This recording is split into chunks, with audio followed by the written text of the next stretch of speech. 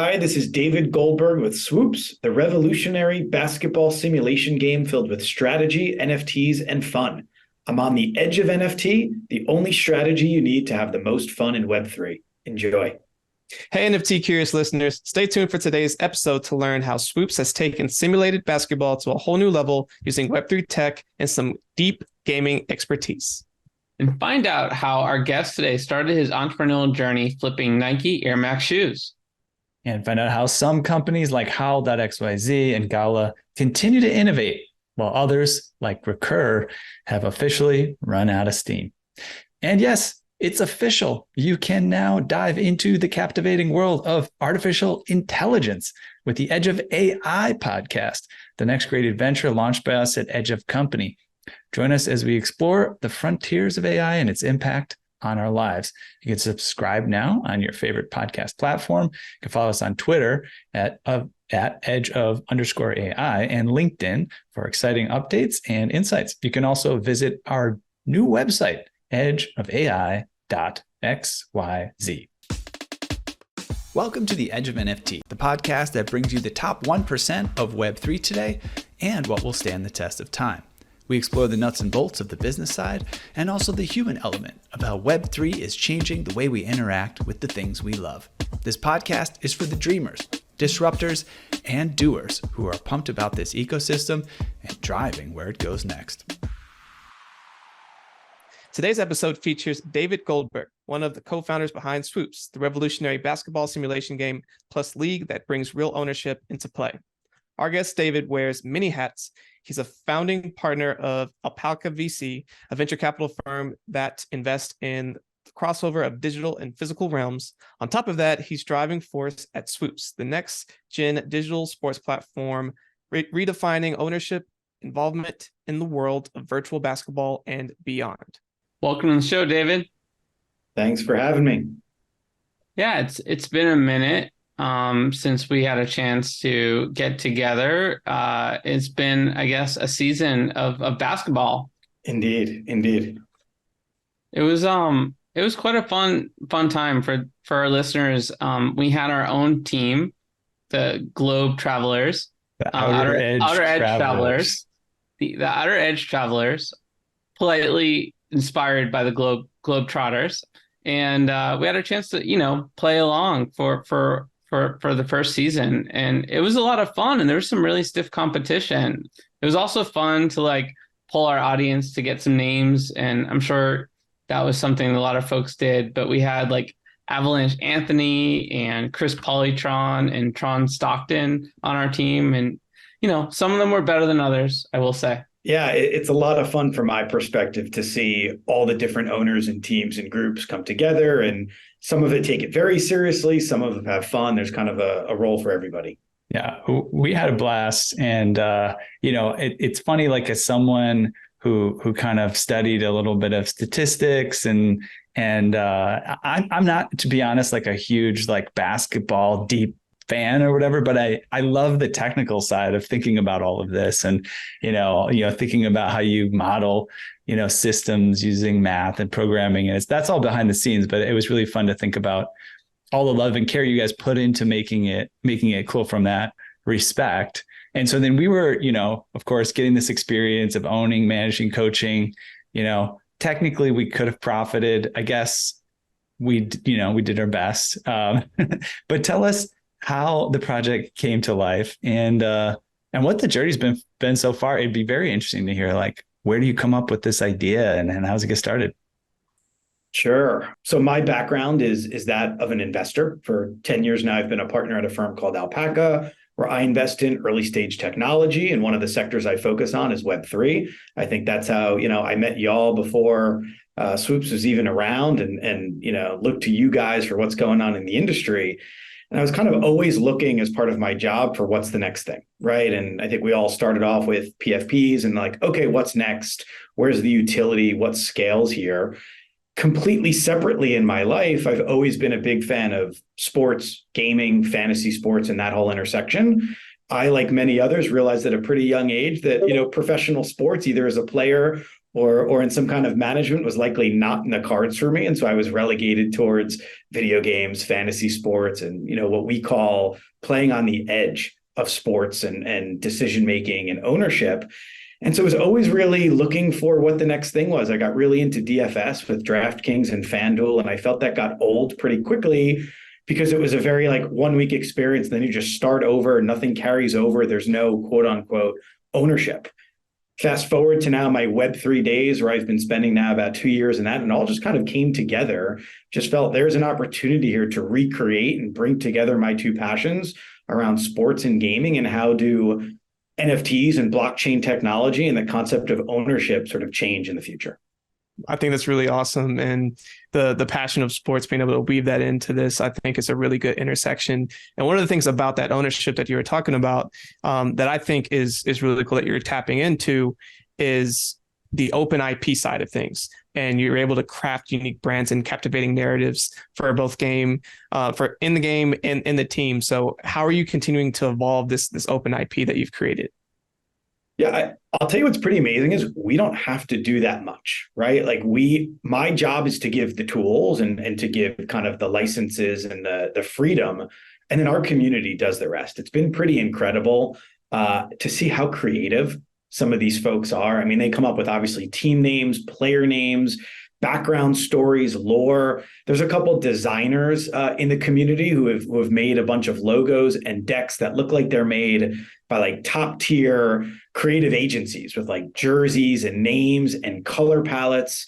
And I believe yesterday, one of the teams announced, I think they were the fourth team to actually get a sponsorship for their team, which is pretty incredible. Now, they're pretty small dollars today, but it shows the power of what we can do as a platform and what they can do with their assets.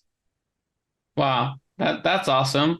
And I think, we've learned that listening to the community is what it's all about, and that's where goodness happens.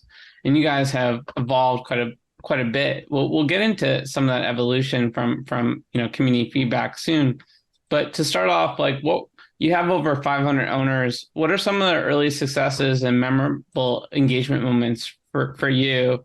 I'm sure there's been some fun stuff that's happened over the last few months that we'll love for you to share.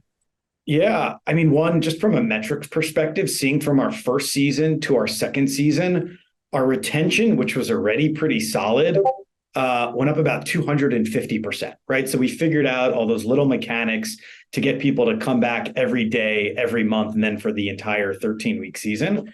When I think about individual moments, ironically, our off season, which is 1 week every 13 weeks, is our most popular week. Kind of like the NBA, the NFL, when you get the playoffs, the draft, the hot stove talk. For us, it's player evolution day, the rookie mint.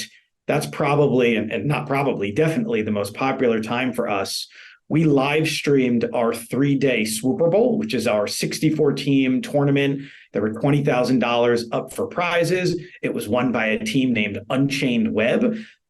We live streamed 3 straight days, about 30 hours of streaming by 2 of our co-hosts, and watching people tune in for 5, 6, 7 hours a day, and watching teams that were not their own was a pretty incredible moment to us, and realize we've moved beyond the single player game to a real community and a league and a sport. Cool. Now, were you allowed to play, or were you rooting from the sidelines? I am not allowed to play in cash games. So I play along mostly just to participate in the community, see what they're seeing, and to be able to make changes. But we are not allowed to buy or sell assets or participate in real money games. Makes sense. You don't want to be like Pete Rose. Exactly. It doesn't mean I don't have my favorites that I root for. It's kind of good because you just know the answer, Oh, no, I don't have to try to win. Yeah. This is reminding me, we've been doing this podcast for quite a while now. We started back in March of 2021. And along the way, very early on, Josh and Jeff introduced me to their friends at Fan Controlled Football, which I think they call Fan Controlled Sports now. And that was so exciting to see what was going on there. I see a lot of overlaps, really fun stuff. What also was really fun, and I was impressed by again, is you guys were evolving with all this as we played the game from season 1 to season 2. We had a chance on the podcast to check in basically every week with the new developments.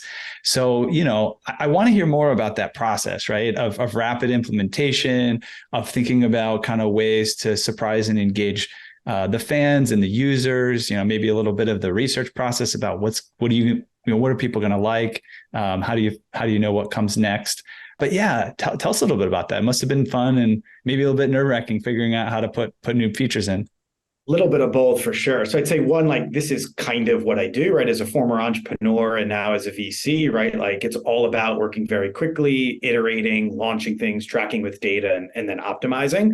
That being said, I could take very little of the credit for the rapid implementation of features in Swoops, right? We have a technical CEO and an incredible product team that works really, really quickly. Like I think most in our community forget we launched on January 6th of 2023, right? So we're in our third season today.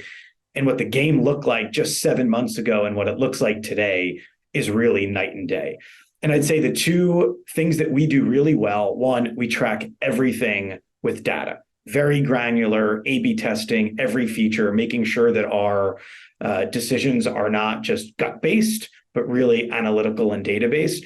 And two, this is also where the community comes in, right? I mean, they are so passionate, so smart. They're involved in other projects. They bring best practices, and they have so much skin in the game where they come to us nonstop with ideas. So we see it on Twitter and Discord. We have a couple private channels of like our VIP owner group who have been with us from day one that we really look at for testing features, ideas, and stuff like that. Yeah, it's cool to see that evolution. But actually, Eathan, you had some more to add? Yeah, I don't want to like hog the conversation, but I'm just curious, what kind of personalities, what kind of people are those kind of early folks? Are they your friends and family? Are they some like crazy data nerds, sports nerds? Where those folks come from? What are their personalities like? They are all internet strangers, though I do feel like I know many of them in a weird way, even though I know their like Twitter name and their logo, and I couldn't tell you if they're 20 years old or 60 years old or anything in between. We actually curated the group very specifically to be a variety of all those different demographics that you spoke about, right? We need to be able to hit the diehard basketball fan who's going to call us out for, hey, there's something up with the simulation. Someone took a shot with only 1 second left when they were up, yada, yada, yada. We need the data nerd. We need the Web3 native. We need someone who doesn't know what crypto is so we can make sure that we're turning over every stones, because ultimately for us to be successful, we can't just be a small niche basketball Web3 product. We have to go a little bit bigger than that. And so we need to think ahead of how to cater to those individuals. For sure. And as you mentioned, you launched at the beginning of this year. Your audience continues to grow each week. And through that, you've been getting a lot of feedback, a lot of different parts of the games and game mechanics that could be improved, or pieces that could like make the gameplay faster, or different elements that get people wanting to come and play more and more. And one of the product features that got brought up was the free-to-play. And so I know that's been something heavy on a lot of the team's mind of like implementing and bringing that, and you've now done that. So that's coming out soon. Can you tell us a little bit more about that and some of the mechanics behind it? Sure. That's a pretty big and exciting inflection point for us. And so the first, call it 7 months of our company, was really focused on the core user, our 500 owners, making sure we really nail product and retention before we think about growth and acquisition. Again, to get to scale, ultimately, we need to think about growth. So to date, we have gated play by needing to own one of our player NFTs. The only two ways to get a player NFT is one, are seasonal mints, which are every 13 weeks, which really isn't the best way to learn and enter the game, or two, buy off of OpenSea, which also really isn't the best way, right? If I think about when I was a kid, if I never got to see or test out a gaming system or a game, to then go and drop $50, $60 on it is a tough value proposition. And so now we're going to open up that gate and open up free to play so somebody can come in, test the game, see the community, get addicted, and then slowly and gradually get deeper and deeper into the game. And so the way that that works, if you'll give me just a minute here, someone comes on, they go through a very quick tutorial, and they are given an off-chain player. And so they get to experience the game as if they own this player. They can name them. They get to understand the stats, the data. They put them in games and tournaments like everybody else. And then after a certain amount of time, it's basically a week's worth of playtime, they can upgrade that player from an off-chain player to an on-chain player, which basically means now they have true ownership and agency over that player. See, that's the nuance of the innovation that I'm so impressed with, because I as a player going through the process of managing our team, naming our team, playing a different game, seeing our team upgrade. You guys have thought about so many little details around like that onboarding experience. Like you could have done that 20 other ways, but you chose it to do it that way. Is there like a secret sort of gaming engineer that has worked on 100 games in your crew that came up with this idea, or is this just a bunch of brainstorming? It's a little bit of both. So our VP of marketing, Hales, he spent about half of his 15-year career at Adidas, so he really understands sports, and the other half at Ubisoft. So definitely has spent a lot of time in the gaming world. I think he worked on Assassin's Creed and a couple of others. He also worked at Sleeper, the fantasy sports app. He's definitely pushed us pretty hard into this world. And surprisingly, he is the one that comes with the least Web3 experience. And that's been super, super helpful as like a counter point of view to some of the Web3 enthusiasts like myself. So again, you really need to think about and put yourself in the shoes of your future customer, not just the first couple of core users that got you there. Yeah, that's a great segue to something I wanted to sort of get into, which is the macro perspective you have on where we're at with Web3 as an investor, as a builder in the space, a founder in the space, now with your own community. Where do you see this current moment in time, and how do you see Web3 evolving over the next few quarters? Yeah, I mean, it's no secret that we are in a bear market, right? And hopefully we're somewhere near the low. The way that I think about it is we had this really exciting false start, right? Everyone's excited about the prospects of blockchain technology and Web3 and what that could mean. But because of the excitement and because of a lot of those early abilities to make money, we kind of got ahead of our skis a little bit, right? And we were a small community that predominantly was focused on the financial returns, which is not the long-term scalable real solutions that we're here for. And so we kind of need to see our way through that, kind of churn out some of the folks that were here for the wrong reasons and get back to building things that are inspirational long-term and actually unlock things that we couldn't do without that technology. I don't know exactly where we are in that cycle. I think there's probably another 1, maybe 2 quarters of a little bit of cleanup, or 2 steps forward, 1 step back. But then give it a couple of quarters, and I think we'll be set up for a real bull run. And I don't just mean financially, but I mean in terms of seeing real builders and real innovation. You see that bull run happening under the sort of auspices of NFTs and Web3 from a localized level with like emerging projects like yours? Or do you see a lot more big brand collaborations and big brand dominance?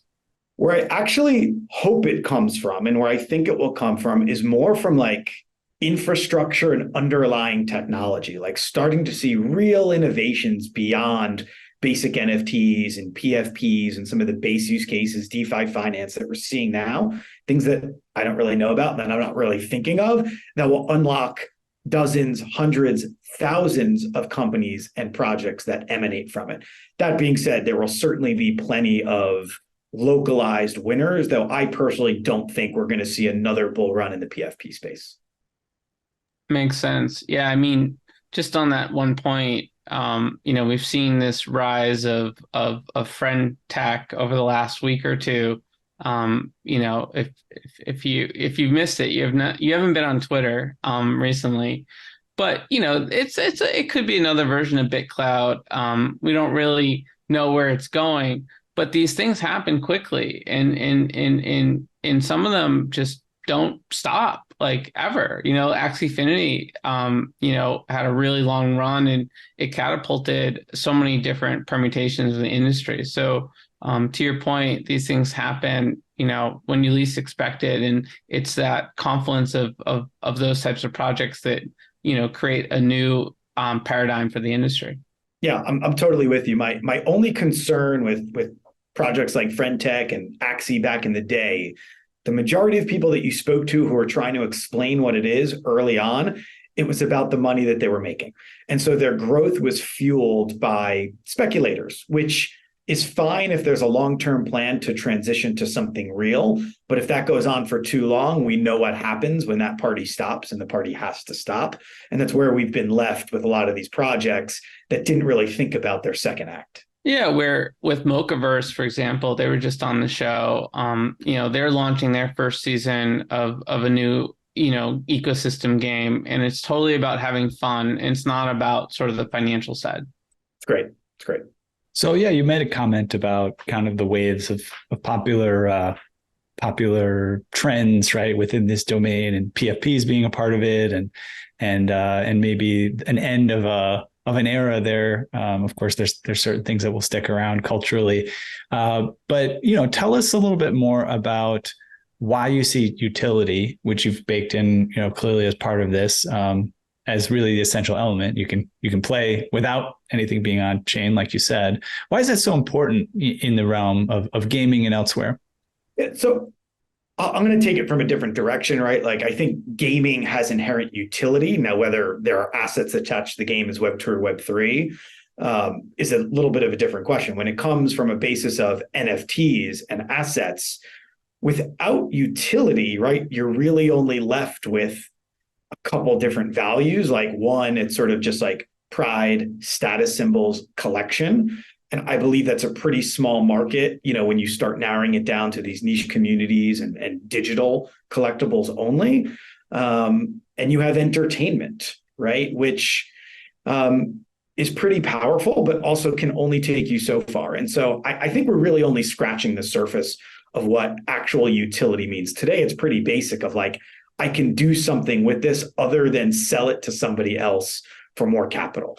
And I'm super excited to really understand what that means, and ideally how it connects to non-Web3 and digital worlds, right? Like, what utility does it have potentially in the real world? That's what I'm excited to see. I agree. Kind of in that same vein of how do we bring all of these really cool elements of where gaming is going into the future.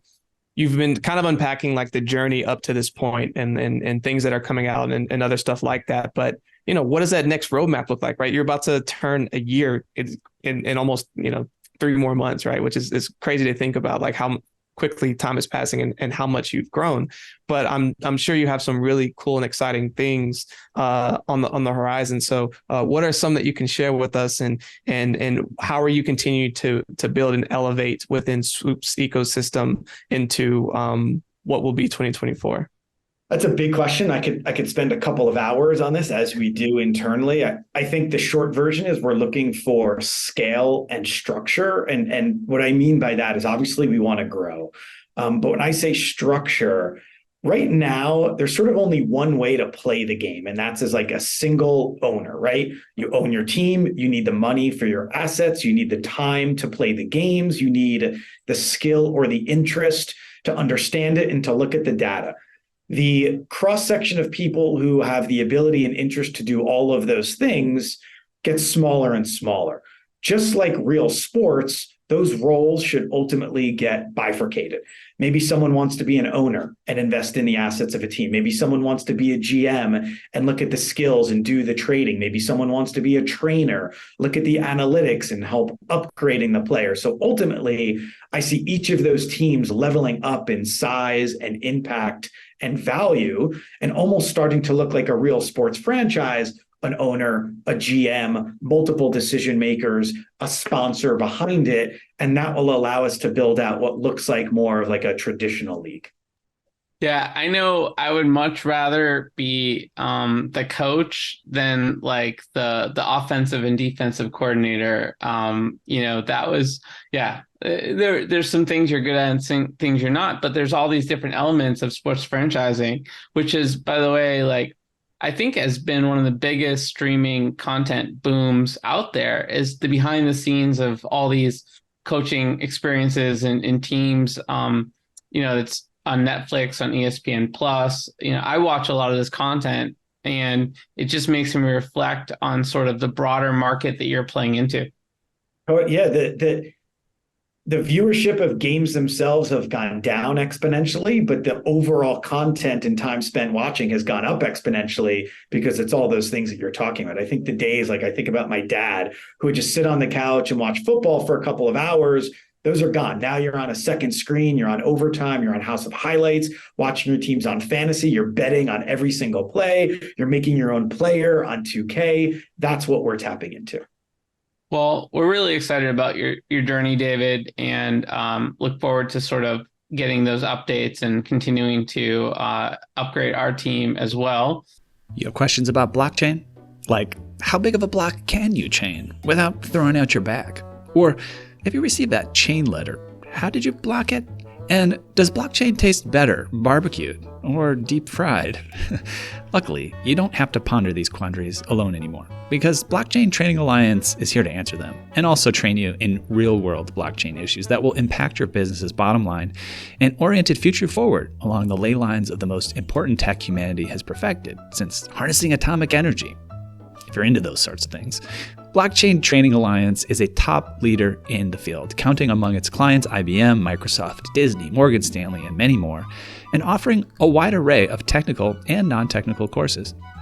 Whether you're a computer neophyte training for an incredible career in this new space, or a coding expert honing your skills, Blockchain Training Alliance will help you steer your ship home safely, filled with treasure. Arg. So hurry and sign up for the Blockchain Training Alliance course that best fits your needs at blockchaintrainingalliance.com. Use discount code EDGEOF for 50% off and start your next block today. At this point, what we'd really like to do is get to know you a little bit better and put you through our sort of version of Edge Quick Hitters. Sound good? Sure. All right. Edge Quick Hitters is a fun, quick way to get to know you a little better. There's going to be 10 questions, and we're looking for just a short, single word or few word response, but feel free to expand if you get the urge. So to kick things off, what is the first thing you remember ever purchasing in your life? Purchasing myself a video camera. I took my birthday money and bought this video camera that was like so giant that today your phone is 20 times more powerful. But you're a strong kid. You could at least pick it up and what do you remember what you were videotaping? Everything at the time, literally I would just go around taping my family and conversations and stuff that I probably never even watched. That's cool. It sort of tells us a little bit more about yourself. That's interesting. Yeah. And what is the first thing you remember ever selling in your life? So I, in high school and then early college, I bought and sold dozens, if not more, pairs of Air Max 95s. I would buy them from Asia and then sell them on eBay here. That was sort of my first entrepreneurial journey. Nice little arbitrage. Very cool. Yeah. Question number 3. What is the most recent thing you purchased? I just bought yesterday a piece of luggage. It's not very exciting, but I have a trip to the Middle East coming up and I needed some new luggage. Hey, luggage is as exciting as the places you're going to go. So the Middle East sounds fascinating. Hope you have a blast. Did you get an exciting piece of luggage, or just like that plain black one that you're going to confuse with everyone else's? Or I got a garment bag because I'm going on a fundraising trip and I'm going to put on a suit for the first time in a very long time. All right, nice. Maybe you'll have a little swoops sort of tie pin or something. All right, question number 4. What's the most recent thing that you've sold? I just signed a deal today to sell my car. Okay, cool. Like signed a deal. That makes it sound like it's like with a... Not nearly that exciting. It's like a lease buyout that AutoNation is offering me more money than my lease buyout. So I worked out the deals today and signed. And so next week I'm going to buy off my car while I've already sold it. That question's been brought to you by, what is it? AutoNation? AutoNation. AutoNation. That's awesome. Okay, well, here's another fun one for you. What is your most prized possession? Is it cheesy to say my kids? Like, that's what I do everything for. They're the most important. Yeah, never cheesy. Great answer. Can definitely understand it. But if you could buy anything in the world right now, digital, physical, service experience, etc., that's currently for sale, what would it be? Oh man, it would probably be like a giant boat that my whole family could live on for like a year and travel. I'm a big fan of experiences. Ironically, I spend a lot of time in the digital realms, but I do a lot of it to then enjoy real world experiences. Yeah, that's awesome, man. Are we talking like Jeff Bezos' super yacht? Are we talking like a little, somewhere in the middle? If I'm able to buy it, I'll go as big as I can. Awesome. I can't afford to fill it up with gas, but I'll just live on the boat. You have to include an infinite supply of fuel or something. Fuel and help.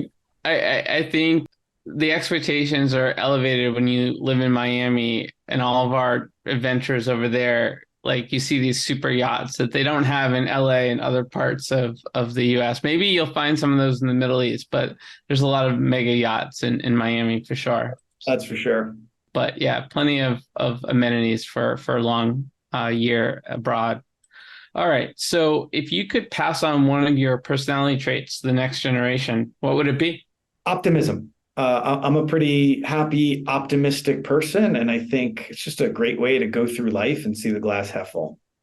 I'm not sure about that. No, just kidding.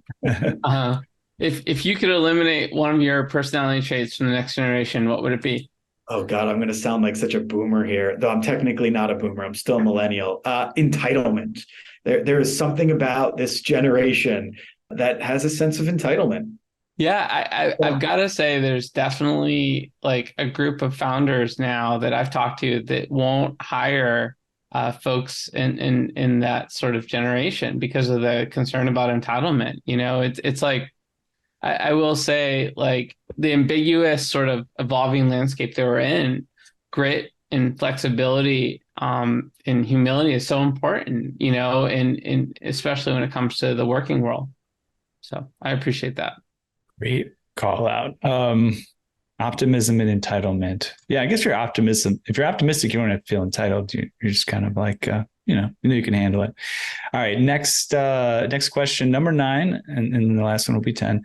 What did you do just before joining us on this podcast? Just before, I actually just went for a walk. I've been stuck in my freezing air-conditioned office here for like 7-8 hours. I'm like, I got 15 minutes. I'm just going to go walk around in the sun for 10 minutes. Tell me about it. Yeah. Walks. There's nothing like a good walk. Yep. Final question on the flip side of that. What are you going to do next after the podcast? I am going home right from here, and I'm going to make a barbecue for my kids. Ooh. That is awesome. As a barbecue lover, I got to ask, what kind of barbecue you love? Like, you're only going to put one thing on the grill. What are you putting on there? For me, tonight will be steaks. My specialty is making baby back ribs. Yes. Then we're friends now. I love ribs. Got to bring that up. So we always like to finish with a final last bonus question. And earlier you brought up how you get your family a super yacht because you like the in-life experiences and events and whatnot. What has been your favorite trip of all time? So with my kids last summer, and my kids are young, they're 6 and 4. So last summer they were 5 and 3, but we took them for 6 weeks to Europe, including 4 weeks in Ibiza with a 5-year-old and a 3-year-old. So they got an early lesson in culture and other things, which was great. It's awesome. Did they hit some of those late night Ibiza parties? Not with them, but we did. Early morning, not late night, early morning. Early morning. That's cool. Yeah. Well, thank you so much. Yeah. Thanks a lot, David. And excited to have you participate in the next segment of the show, which is Hot Topics, where we're just going to cover some of the news of the day. Hey there, NFT Space Cadet. Let's zoom in on the globe from outer space today to Abbot Kinney Boulevard in Venice Beach, LA. Let me show you a cosmic tech beacon that shines out among the bustle of fashion, art, and food there. It's a thriving software dev, data science, and design studio known as AE Studio, where scores of the sharpest minds have come together to help founders and execs create software and machine learning solutions that are not only profitable and increase our agency as humans, but that give us that warm, fuzzy feeling that elegant tech so wonderfully does. AE's breadth of talent allows them to build anything from instillvideo.com, it's a health, fitness, and wellness app that makes your chakras tingle, to award-winning brain-computer interface solutions that could quite literally bend our minds. Oh, and keep an eye out for Token Runners, their NFT white label marketplace, as well as our highly anticipated NFT drop, Boomer NFT. Now, for all you degens who strive to shed the cummerbund and pearls, comes a jaw-dropping, awe-inspiring partnership, not seen since the heyday of Shaq and Kobe. It's called Edge of AE Studio, and you can find out all about it at edgeofae.com. That's right, this full-service, soup-to-nuts, end-to-end, whole enchilada NFT service can help you, yes, you, Randy, launch your NFT project. Edge of NFT and AE Studio have come together like Voltron to get your project in gear so you can hightail it straight to the moon, stardom, and maybe even your own private yacht. Go to edgeofae.com to find out more. That's edgeofae.com. Actual results may vary depending on moon landing location, domain of stardom, scale and model of yacht, as well as whether scale model of yacht or actual yacht. And our first hot topic involves our friends at Howl.xyz. They are partnering with the NFT platform Fair.xyz to collaborate on brand initiatives for rising NFT artists. The company is also developing an AI communication tool to generate market insights, predictions, research with over 50 billion data points.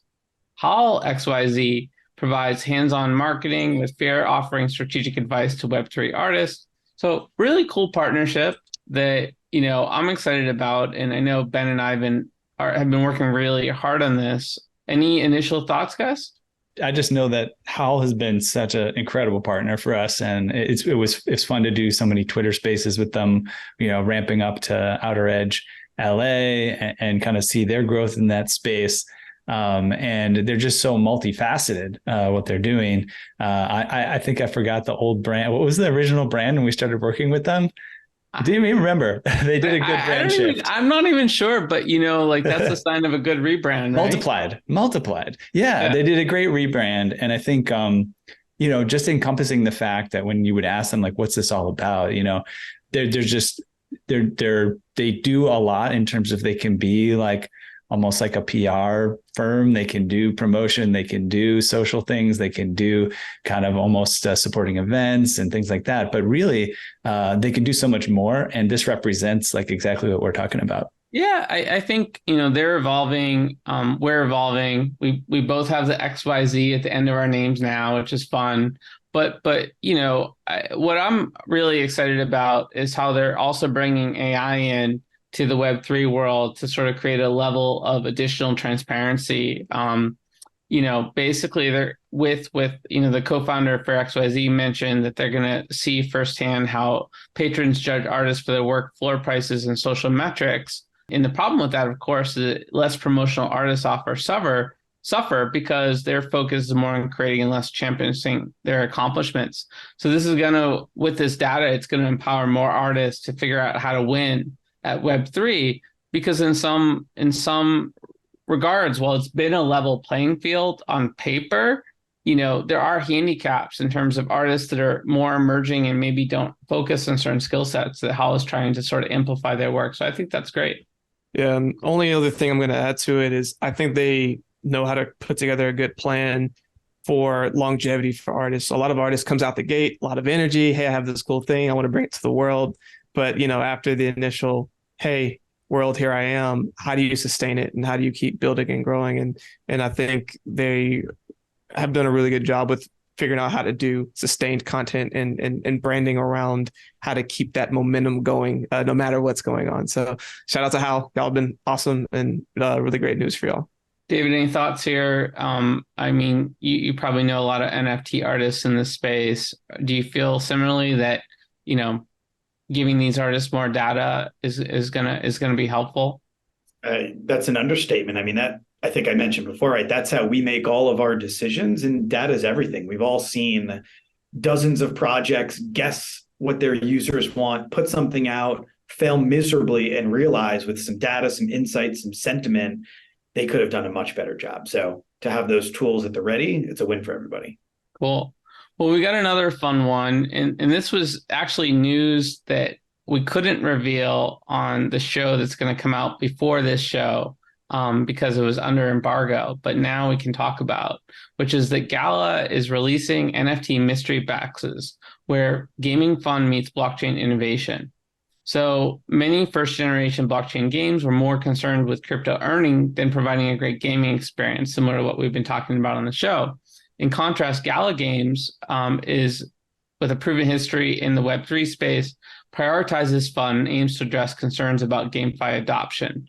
So what they've done here is they're going to give people greater control and offer tangible rewards that are sort of actually done more similarly to what a centralized platform would allow. So to put things in perspective, Fortune Business Insights estimates that the global gaming market size was valued at $250 billion in 2022 and will grow to $281 billion in 2023 and then $665 billion by 2030, in contrast to blockchain gaming.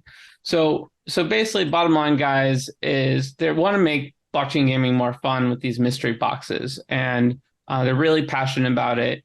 Jason, the CEO, was just on our show in the episode prior to this. So we definitely have a theme in the space, I think, around sort of going back to having fun again. I think, COVID, we had a little bit of extra time on our hands. Maybe people lost their jobs or sort of we're looking for ways to make more money and be speculative. Maybe this is a time where we go back to sort of that balance of work, life, and fun. What do you guys think? Totally. I mean, that's what games are made for. They're made for fun. If a small percentage can find a way to make money, that's a cherry on top, but that can't be the base purpose for the game. Richard's a gamer. What do you think, Richard? Yeah, I mean, when I think about going to play a game, I'm going to relax, enjoy myself, become enamored in this new world and either be competitive or let off steam or just enjoy a different type of environment. If I'm going there to make money or to really go and do that, it's a different mindset. It feels like work. It feels like, something active. And although gaming can be is active in some capacities, I like the ability for it to be an enjoyable experience in a way to kind of disconnect from our day to day. Right. So I think this is focusing more on the game itself and making it something that's really awesome. And then hey, if you do this thing, you also might make some money too. Cool. That should be the afterthought, not the forefront, in my opinion. Yeah, absolutely. Eathan, any additional thoughts, or should we move on to the next hot topic? Just what's in the boxes, I can't wait to find out. Also, maybe just one more thing is what's the overlap with Swoops? I guess how are you, it's statistical, of course, right? That's the whole game, right? So every game is kind of a mystery box of how well are my players going to do. But, how are you factoring in this type of, surprise, we've got the whole idea of you get packs of cards and, you can get a fun one in there, and you guys kind of along those lines, but anything you're cooking up or ways that you think about integrating that kind of passion that people have for that, the surprise inside. Yeah. Everyone loves a mystery and a surprise. I think for us, we've gone with the basics of all these different player profiles. So when you draft a player, you don't know what you're getting. And then you have to almost play them to slowly uncover and piece together the ultimate puzzle that is your player. Then it changes, right? It's sort of like Inception or whatever that other movie was, where everything is sort of changing in real time. Just as you start to figure out that player, the season's over and they progress based on their DNA and their attributes. And now you have to kind of rejigger that puzzle and figure it out again. That's cool. Yeah, very cool. Well, we want to give a well-rounded perspective on what's going on in the space. And there was some big news this week that NFT platform Recur has shut down despite raising $50 million and having some big name backers. The NFT startup Recur said on Friday that its Web3 platform is winding down, unable to weather the chills of crypto winter despite hosting the IP of several big brands like Hello Kitty and Nickelodeon. They're going to be sort of steadily winding down all their core features and sort of trying to be as transparent as possible with their audience. There's obviously a lot of assets on their platform, and people have to make decisions around what to do. And this article does mention that last July they embarked on a jet-setting NFT experience with Hello Kitty and friends. Kind of striking at the ambition of Recur, and there's certainly plenty of money splashing around.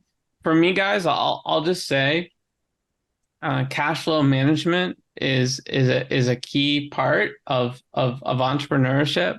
I've seen many examples of companies in all industries, technology, non-technology, not managing their burn rate, right? And this can happen very quickly if you're not paying attention to your burn rate. So I don't know to what extent that's the case versus a broader theme here. Obviously, Nifty's that also worked with some big brands shut down. I can't necessarily say that there's a strong correlation that big brands and Web3 don't work together. We've had Hennessy on the show, and what they were doing is really cool.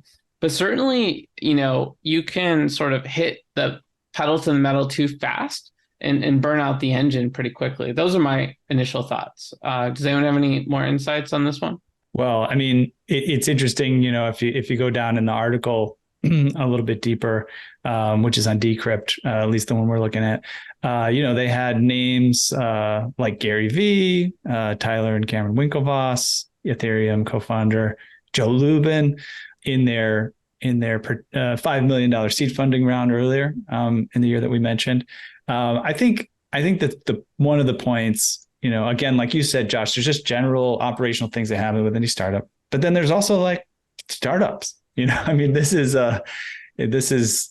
people have been talking about, the Web3, blockchain, NFT being, an echo of something like, the .com, boom, or just even the internet coming online. And just by the nature of how these things work, there's going to be things that people got really excited about and that just didn't work, But I think that when you look at folks that know about investing in them, right, we're always taking a risk when we invest in something.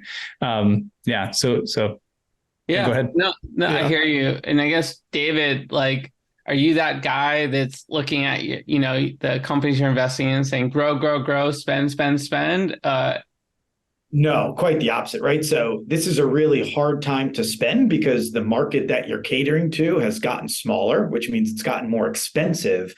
And so what you have is companies who are saying, I'm not growing fast enough, so now I'm spending more than I thought I would to try to maintain those growth rates. We've been encouraging my own company, as well as all of our Web3 companies, and even a lot of traditional Web2 companies right now. This is not the time to spend on heavy growth. This is the time to survive, extend your runway, and build really awesome product. So when the market turns around a little bit, you are set up for success.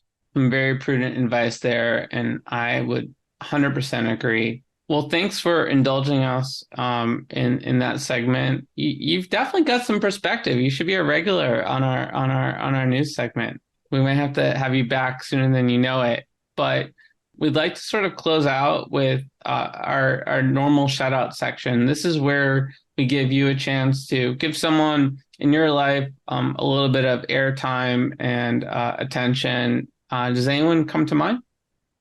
Yeah, this one's an easy one for me. So I want to give a shout out to Manish Sinha. He is my co-founder. He's the CEO of SWOOPS. While I am often the voice and face of SWOOPS, he is the wizard behind the curtain who manages the entire engineering team and builds all those amazing features that you see. He was also recently in a motorcycle accident, and so he is recovering from surgery right now. And so best wishes to him from the entire SWOOPS family. Yes, from us as well, and from our listeners. And what's Manish's social handle on Twitter? It's something like arithmetic. I don't know the exact word. I got to look it up, and that tells you all you need to know about him. There you go. We'll put it in the show notes. No worries there. This has been so much fun, David, and we're just really delighted by your success with Swoops so far and the passion that you and the team is putting into making this a great experience for your audience. Where can listeners go to learn more about you and the projects you're working on? Yeah, for me, you can find me either probably on Twitter is best. It's at David R. Goldberg, or my firm Alpaca is alpaca.vc. And of course, you can learn about Swoops at playswoops.com. Cool. And thanks in advance for your generosity to our audience. If you've been listening to the show and you really are excited about Swoops, you want to give it a shot, you don't have to play off chain, because David and the Swoops team have generously offered up 2 packs of starter packs. What's that all about? Yeah, and so we have players that age and evolve over time. And so they start off as rookies and then they age and get better and better as veterans. And so a starter pack for us is 1 rookie and 1 veteran to build the beginning of your team. There you go. Thanks so much. That's going to be a lot of fun. I'm sure folks will enjoy having a chance to get into the action. Oh, hey guys, we are about to roll out, but we wanted to provide an update on our evolving show hosting situation, and I'll turn over to Eathan to provide a little bit of an update. Oh yeah, it's always great to keep the listeners abreast of everything that's going on. Folks might have noticed I've been a little bit behind the scenes during recent episodes. You might not always see me on every one, and officially I'll be stepping back even further and won't be on the show for a while. There's a lot of other stuff going on behind the scenes that I'll be participating in, including, the launch of another podcast of ours, which hopefully you've been hearing of, the Edge of AI podcast. Make sure you go to edgeofai.xyz to check that out. That's been really fun building that and being a part of that. But yeah, just want to give you guys awareness about what's going on. You noticed that Richard's here, and this also makes fun for him. I'll be getting out the popcorn and watching the show as he participates in developing, this really cool platform moving forward. And it's also a great opportunity to say, now that I'm behind the scenes, I'm there with so many other people that are there. We got Audrey, Eathan, Zach, Shen, Jenny, all doing amazing work to make all this happen. And it wouldn't be here without them. And it won't be anything without me behind the scenes as well. So thanks to everyone. Yeah, it's been so much fun, Eathan, hosting this show with you and, benefiting from all your years of podcasting experience. This is my first podcast journey, but it's been a fast one, right? I mean, 300 episodes, I think we're close to at this point. And a lot of great memories co-hosting different shows together. Definitely going to miss you in front of the camera. And excited about, your evolving journey on the Edge, and excited to be working more closely with Richard as a co-host as well.